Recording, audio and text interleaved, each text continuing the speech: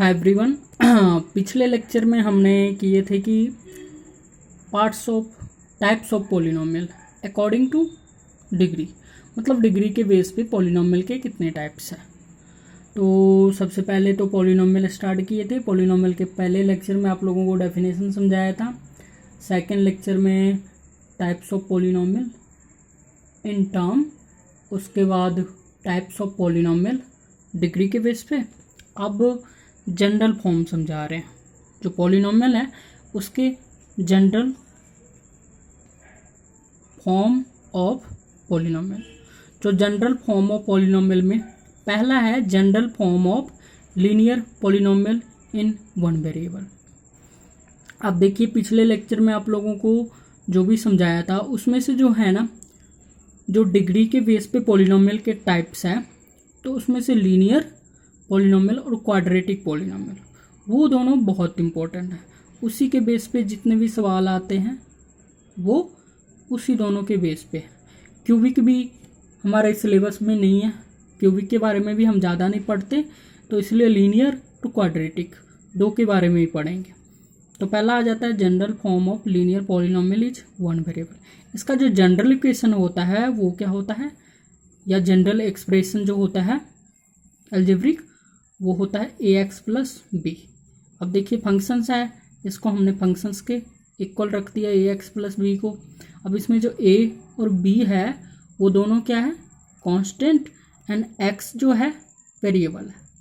अब देखिए एक एग्जांपल ले लेते हैं हम। fx इक्वल टू क्या है, 5x माइनस 7।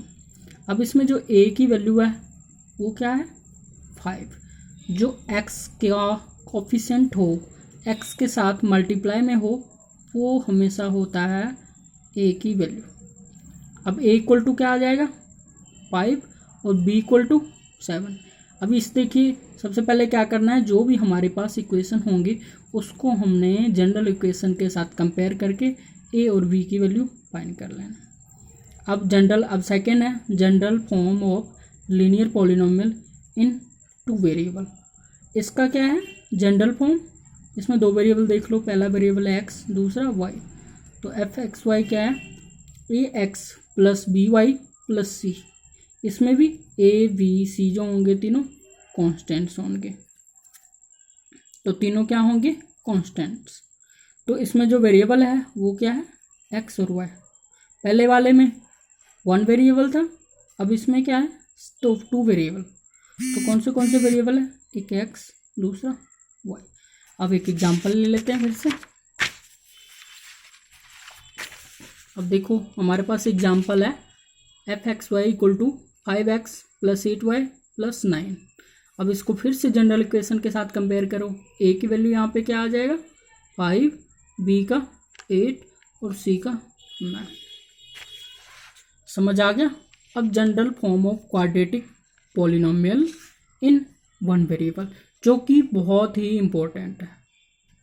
आगे जितने भी सवाल आएंगे उसमें से ये वाले फॉर्म हमारे काफ़ी ज़्यादा यूज होने हैं, तो ये फॉर्म आप लोगों ने हमेशा ध्यान में, बाकी पिछले भी रखना है और ये ज़्यादा रखना। अब जो general form of quadratic equation polynomial का जो वन वेरिएबल वाला होता है उसका जनरल फॉर्म क्या है, a x square plus b x plus c. इसमें भी a, b और c जो है तीनों कॉन्स्टेंट्स होंगे, और a जो होगा, a की वैल्यू हमेशा याद रखना, नॉट इक्वल टू 0 आएंगे। एक एग्जांपल लेते हैं, ज़्यादा आसानी होगा समझने में। यहाँ पे देखो एग्जांपल है 3x स्क्वायर माइनस 7।